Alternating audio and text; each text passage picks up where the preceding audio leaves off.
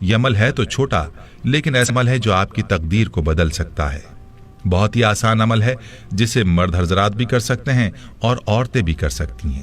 یہ عمل کیا ہے اور اس کی طاقت کیا ہے، اس حوالے سے آپ کو نبی کریم صلی اللہ علیہ وسلم کے دور کا ایک واقعہ سناتا ہوں۔ پیارے بھائیوں اور میری بہنوں، آپ نے اس ویڈیو کو بغیر اسکپ کیے دیکھنا ہے تاکہ آپ اس عمل کو اچھی طرح سے سمجھ سکیں۔ روایات میں آتا ہے کہ نبی کریم صلی اللہ علیہ وسلم نے اپنے ایک صحابی سے پوچھا کہ کیسے دن گزر رہے ہیں، تو صحابی نے عرض کیا، یا رسول اللہ صلی اللہ علیہ وسلم کیا بتاؤں، بہت ہی مفلسی اور غربت کے دن ہیں۔ بچپن میں ہی والدین فوت ہو گئے اور زندگی میں تنگیاں ہی دیکھیں، کوئی آسودگی نہیں دیکھی۔ نبی کریم صلی اللہ علیہ وسلم اپنے صحابی سے باتیں کر رہے تھے کہ حضرت جبریل علیہ السلام تشریف لائے اور آپ صلی اللہ علیہ وسلم کو یہ اطلاع دی کہ جس صحابی کے ساتھ آپ بات کر رہے ہیں اس کی زندگی کل ظہر تک ہے۔ نبی کریم صلی اللہ علیہ وسلم کی آنکھوں میں آنسو آ گئے۔ فرمایا، اے میرے صحابی، تیری سب سے بڑی خواہش کیا ہے؟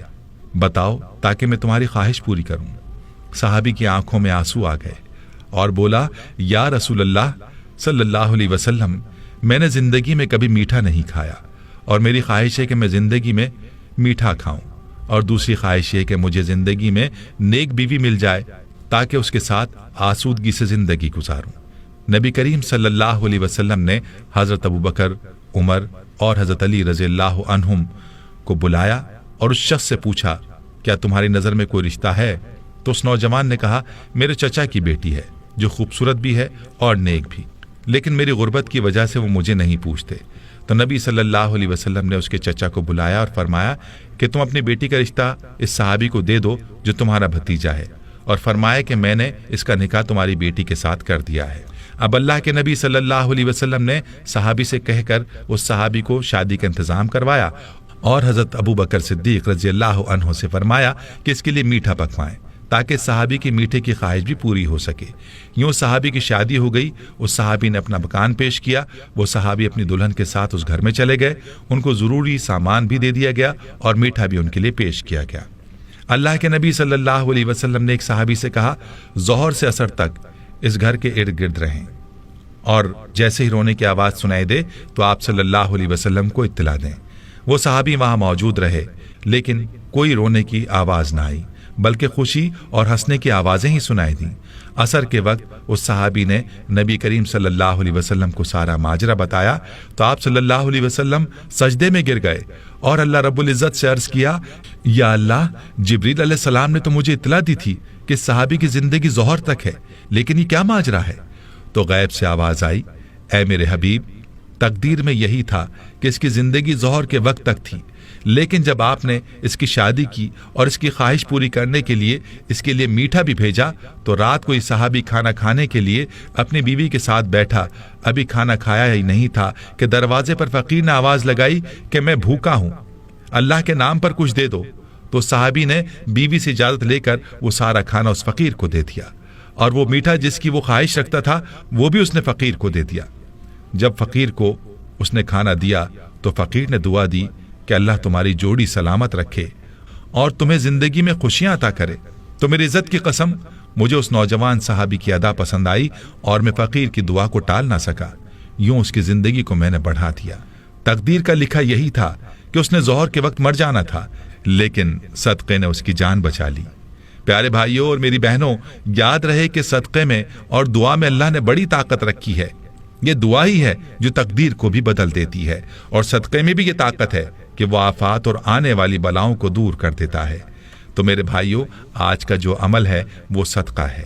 آپ نے اپنے مسائل کے حل کے لیے صدقہ کرنا ہے، اپنی پریشانیوں کو صدقے سے دور کرنا ہے، اور صدقہ بھی ایسا ہو جو کہ ضرورت مندوں کی ضرورت کو پورا کرے۔ ورنہ آج کل جو رواجی صدقہ ہم دیتے ہیں، روپیہ 2 روپیہ پکڑا دیے، 5-10 روپے دے کر ٹال دیا، ایسا صدقہ نہ ہو، بلکہ ہم ضرورت مندوں کو تلاش کریں اور ان کی ضروریات کو پورا کریں، صرف اور صرف اللہ کی رضا کی خاطر، اور کوئی مقصد بیچ میں نہ ہو۔ جب اس طرح کا صدقہ کریں گے تو پھر آپ دیکھیں گے کہ آپ کی پریشانیاں کیسے دور ہوتی ہیں اور آپ کی تقدیر کیسے بدلتی ہے۔ ہمیں چاہیے کہ اپنے ارد گرد رشتہ داروں میں دیکھیں کون ہے جو نادار ہے، جو مفلس ہے، اس کی مدد کریں، اور اپنے دروازے پر آنے والے فقیر کو ہم خالی نہ لوٹائیں بلکہ اس کی ضرورت کو پورا کریں۔ फिर देखें कि आपकी परेशानियां और बीमारियां कैसे खत्म होती हैं और आपकी आफात और बलियात से कैसे हिफाजत होती है। प्यारी बहनों और मेरे भाइयों, जब भी आपको किसी परेशानी का सामना हो तो सदका कर दिया करें, अल्लाह के फजल से परेशानी दूर हो जाएगी। यहाँ आपको सदक़े के चंद फजाइल बताता हूँ, जरूर मुलाहिजा कीजिएगा।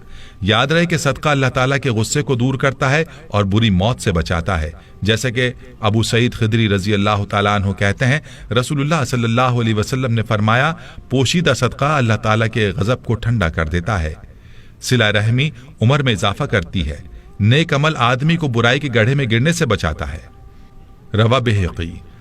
एक और रिवायत में आता है कि क़यामत के दिन मोमिन अपने सदक़े के साये में होगा। और इसी हवाले से मुर्ज़द बिन अब्दुल्ला रज़ी अल्लाह अन्हु नबी करीम सल्लल्लाहु अलैहि वसल्लम के बाद सहाबा से रिवायत करते हैं कि उन्होंने रसूलुल्लाह सल्लल्लाहु अलैहि वसल्लम से सुना, आप फरमाते थे कि क़यामत के रोज़ सदका ईमानदार के लिए साया होगा।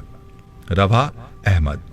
और याद रहे कि मामूली चीज का सदका भी आग से बचा सकता है, जैसा कि पहले भी जिक्र किया गया कि एक खजूर भी अगर इखलास के साथ अल्लाह की राह में दे दी जाए तो उसका अजर भी पहाड़ जितना होगा। और अदी बिन हातिम रजी अल्लाह अन्हु कहते हैं कि मैंने रसूलुल्लाह सल्लल्लाहु अलैहि वसल्लम को फरमाते हुए सुना, जहन्नुम की आग से बचो, खा खजूर का एक टुकड़ा ही देकर बचो। बुखारी। दोस्तों, मालूम हुआ कि अल्लाह की राह में दी हुई एक खजूर भी इंसान को जहन्नुम की आग से बचा सकती है। एक रिवायत में आता है कि सदका गुनाहों को बुझा देता है। नबी करीम सल्लल्लाहु अलैहि वसल्लम ने फरमाया, सदका गुनाह को बुझा देता है जैसे पानी आग को बुझा देता है। तिरमिज़ी। दोस्तों, सदका देने का फायदा ऐसा है जो दूसरों से बढ़कर है। खुद ही सोच लीजिए कि पानी किस तेजी से आग को बुझाने का काम करता है, और सदक़े की मिसाल भी इसी तरह से है कि गुनाहों की आग को ऐसे ही बुझाता है, यानी मिटाता है जैसे पानी आग को। दोस्तों, एक बात याद रहे कि मुतादिद आयात और रिवायात से ये बात मालूम होती है कि सदका देने से माल कम नहीं होता। और इसी बारे में हज़रत अबू हुरैरा रज़ी अल्लाह ताला अन्हु कहते हैं कि रसूलुल्लाह सल्लल्लाहु अलैहि वसल्लम ने फरमाया, सदका देने से माल कम नहीं होता, मुआफ़ करने से अल्लाह इज्जत बढ़ाता है और आजिज़ी इख्तियार करने पर अल्लाह मर्तबा अता फरमाता है। रब